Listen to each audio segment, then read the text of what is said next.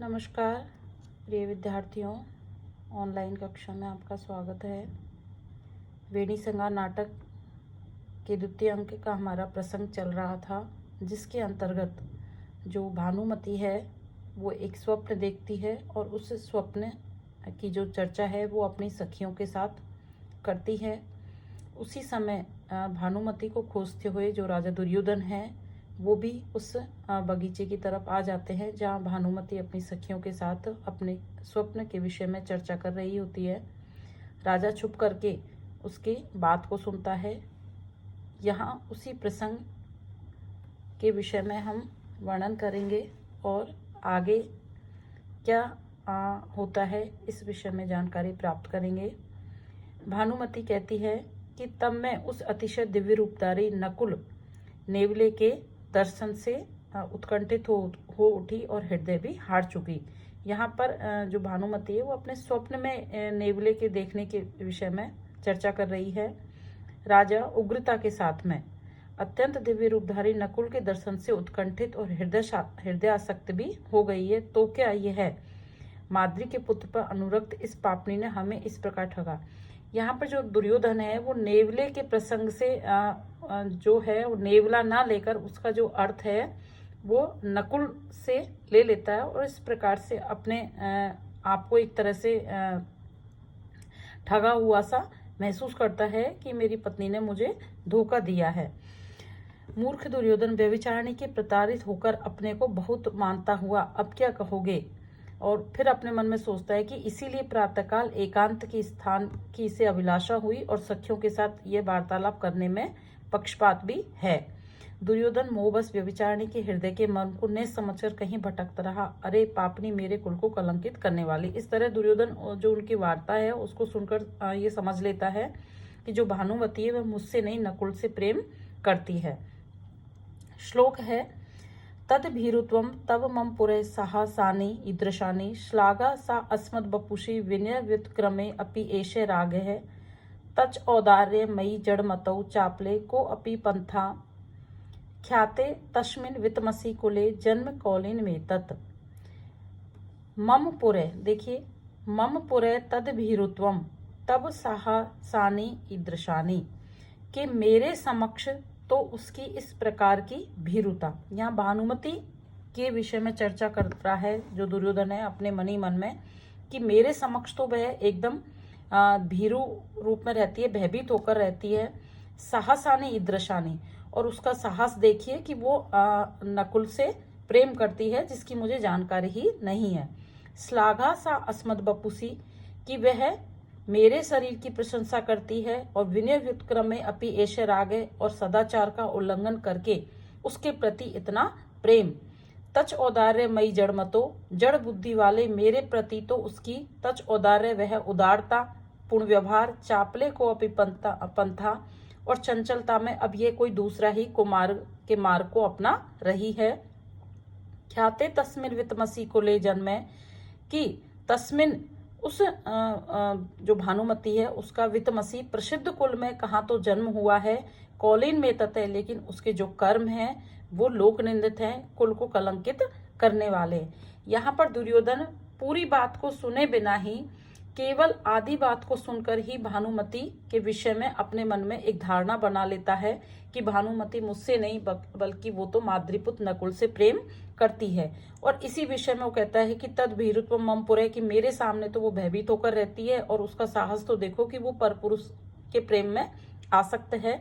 श्लाघा सा अस्मद बपुषी, मेरे शरीर की प्रशंसा करती है और विनय का उल्लंघन करके उसका ये जो अनुराग है दूसरे के प्रति वो देखो। तच औदार्य मई जड़मतो, मूर्ख बुद्धि वाले मेरे प्रति तो वह उदार रहती है। चापले को अपि पंथा, किंतु चंचलता में यह कोई दूसरा ही मार्ग अपना रही है। ख्याते तस्मिन वितमसी कुले, कि उसका जन्म तो प्रसिद्ध कुल में हुआ है लेकिन जो कर्म है वो अब कुल को निंदित करने वाले या दुष्कलंकित करने वाले हैं। इस प्रकार से यहाँ पर जो दुर्योधन है वो भानुमति के विषय में अपने मन में एक गलत धारणा को बना लेता है। आगे का प्रसंग में सखी तब तो भानुमति की, तब मैं उस बैठने के स्थान को छोड़कर लता कुंज में प्रवेश करने लगी तब वह भी मेरा अनुसरण करता हुआ लता कुंज में घुस गया। अब राजा जो दुर्योधन है वो उनकी छुप करके बातें सुन रहा है, तो उसको पूरी बात का पता ही नहीं है कि प्रसंग चल क्या रहा है। जितनी बात उसको सुनाई पड़ रही है वो उसी के आधार पर अपने मन में अनेकों शंकाओं से घिरा हुआ है और कई तरह से विचार उसके मन में आ रहे हैं। राजा ओह, इस पापनी की निर्लजता भी तो व्यभिचारिणी के अनुरूपी है। श्लोक है, यस्मिन् चिर प्रणय निर्भर बद्ध भावा माँ आवेदितो रहसी मत सुरतो भोगे तत्रेव दुश्चरित अद्य निवेदयन्ति ऋणासी पाप हृदय ने सखी जने अस्मिन्। पाप हृदय, हे पाप चित्त वाली भानुमति, रहसी एकांत में मत सुरतो भोगे, मेरे प्रणयकालीन उन पलों को, यस्मिन जिन सखी जनों को चिर प्रणय निर्बद्ध बद्ध भाव आवेदितो अत्यधिक प्रेम होने के कारण तुमने उनको बताया था, तत्रेव सखी जने अस्मिन, उन्हीं सखियों को तुम आज दुश्चरित निवेदती, अपने इन दुश्चरित्र प्रसंगों को निवेदन करते हुए न हीनासी, तुम्हें लज्जा नहीं आती है। भाव यह है कि दुर्योधन कह रहा है कि जो तुम्हारी सखी, जो तुम्हें अत्यधिक प्रिय है, जो चिरकाल से तुम्हारे साथ रह रही हैं, कि जब मैंने तुमसे विवाह किया था तो तुमने मेरे और तुम्हारे वैवाहिक प्रसंगों को भी उन सखियों के साथ में शेयर किया था, उन सखियों को तुमने खुश होकर बताया था, और आज तुम उन्हीं सखियों को अपने इस जो नकुल है उसके साथ प्रेम के संबंधों को भी बता रही हो, तो क्या तुम्हें जरा सी भी लज्जा नहीं आ रही कि तुम अपने पति को छोड़कर दूसरे पति के विषय के जो प्रसंग हैं उनको उन सखियों से को बता रही हो, उनसे शेयर कर रही हो। देखिए, पाप हृदय, हे पाप हृदय, रहसी मत सुरतो भोग है, एकांत में मेरे और तुम्हारे प्रेमकालीन जो संबंध थे उनको यस्मिन चिर प्रणयबद्ध भाग आवेदितो, चिरकाल तक साथ रहने के कारण उन सखियों के साथ जिनको तुमने बताया था, निवेदन किया था, तत्रेव सखी जने, आज उन्हीं सखियों को दुश्चरित निवेदती, अपने इन दुश्चरित जो प्रसंग हैं इनको निवेदन करते हुए न हीनासी, तुम्हें लज्जा नहीं आती है। तो यहाँ पर जो दुर्योधन है वो मनी मन अपने जो उसके भाव आ रहे हैं उनके विषय में बता रहा है। दोनों तब भानुमति, तब उसने सांप पकड़े हुए धृष्टता के साथ फैलाए हुए हाथ से मेरी चोली खींच ली। राजा क्रोध के साथ, बस अब इसके आगे सुनना व्यर्थ है। अच्छा, दूसरे की स्त्री का शील हरण करने में पटु उस माद्री के पुत्र के प्राण ले लेता हूँ, कुछ दूर जाकर सोचकर, अथवा पहले इसी पापनी को दंड देना चाहिए, लौटता है। और दोनों तब भानुमति, तब आर्य पुत्र के उद्बोधन के लिए बजाए जाने वाले प्रातःकालीन मंगल वाद्यों के शब्द से मिली हुई वेश्याओं के संगीत की ध्वनि से मैं जाग पड़ी। अब यहाँ पर देखिए, जो भानुमति है वो जाग पड़ी, ऐसा कहकर जो स्वप्न है उसके विषय में चर्चा कर रही है। ये क्लियर हो गया है। राजा तर्क के साथ में जाग पड़ी, इस कथन से तो मालूम पड़ता है कि स्वप्न देखने का वर्णन किया गया हो अथवा सखियों की बात से स्पष्टीकरण हो ही जाएगा। दोनों विषाद के साथ एक दूसरे को देखती हैं। सुवदना, इसमें जो अमंगल है उसे गंगा आदि नदियों के जल से दूर कीजिए। महिमाशाली ब्राह्मणों के आशीर्वाद से और आहुति डाले गए जाज्वल्यमान अग्नि भगवान के द्वारा वह अमंगल नष्ट हो जाएगा। राजा, संदेह करना व्यर्थ है, इसने निश्चय ही स्वप्न का दर्शन किया है और उसी का ये यहाँ पर वर्णन कर रही है। मुझ मूर्ख ने इसे अन्यथा ही समझ लिया। श्लोक है,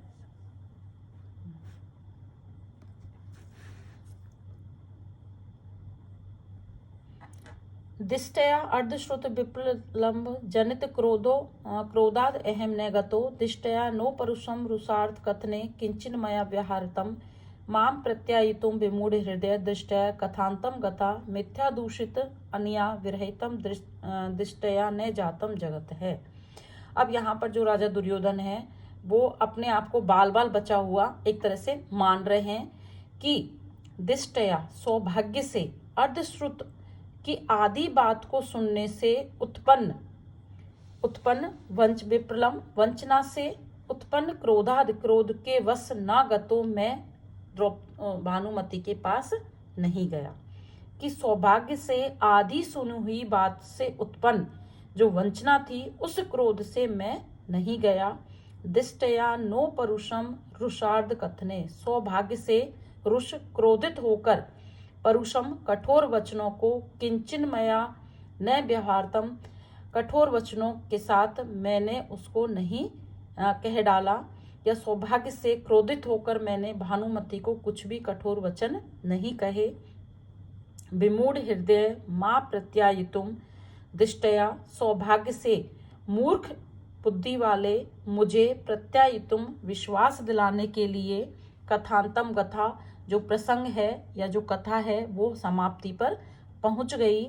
दिष्टया जगतम, सौभाग्य से ये संसार मिथ्या दूषित अनिया, व्यर्थ या दूषित दोष से आरोपित इस भानुमति से विरहितम न जातम, विरहित या रहित नहीं हुआ।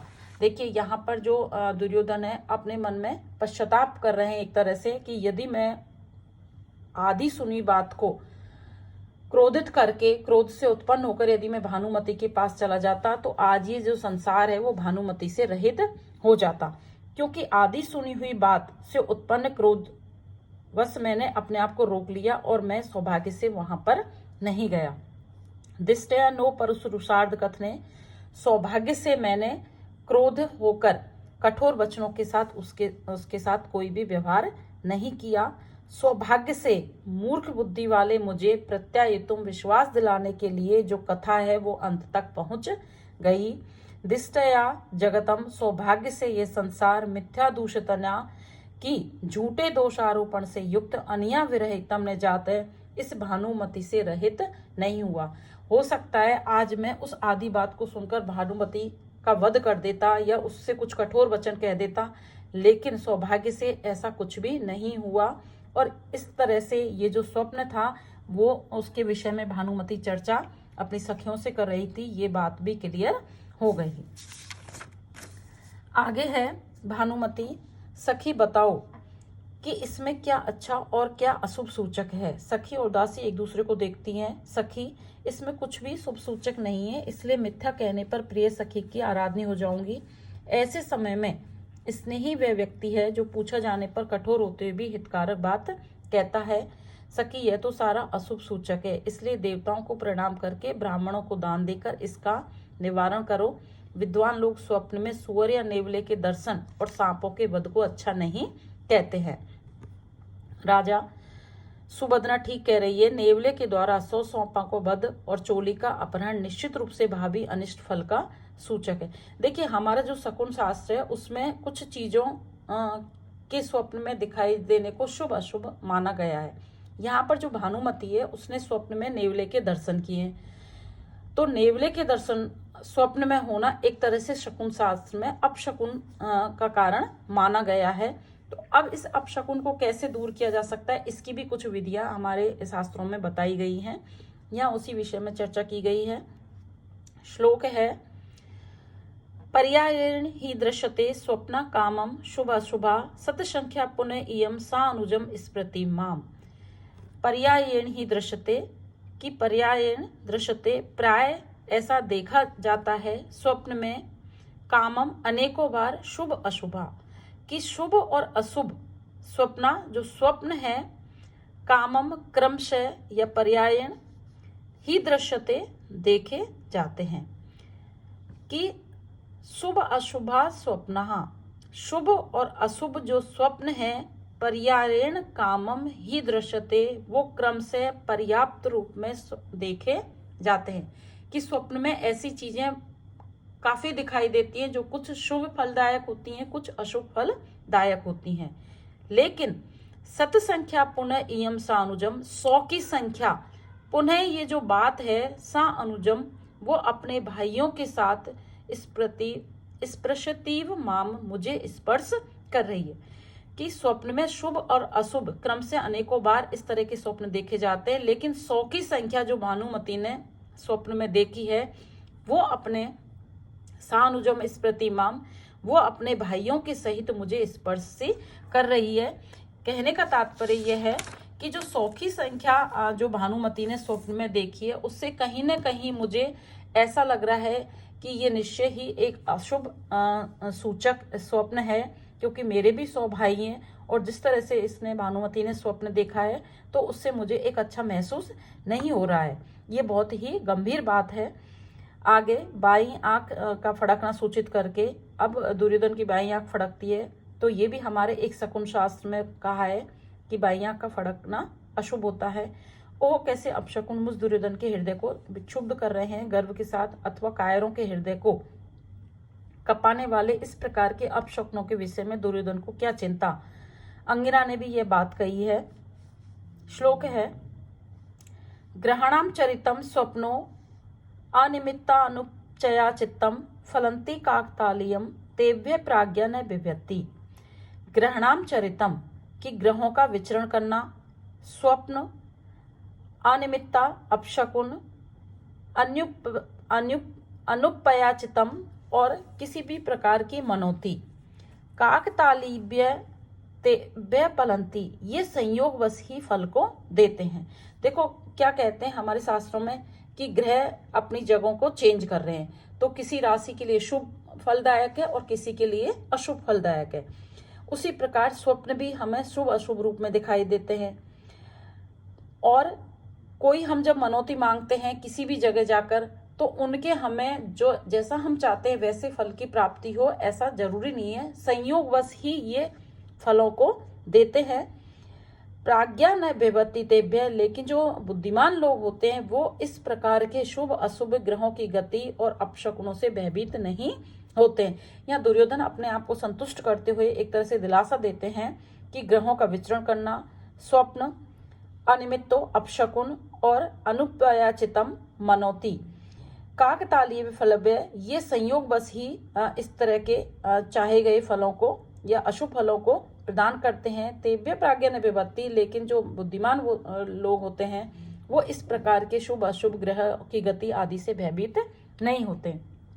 इस प्रकार यहाँ पर जो अपशकुन जो महसूस हुए हैं भानुमति और दुर्योधन के, उनके विषय में चर्चा की गई है। आने वाले वीडियो में हम इसके आगे के प्रसंग का अध्ययन करेंगे। धन्यवाद।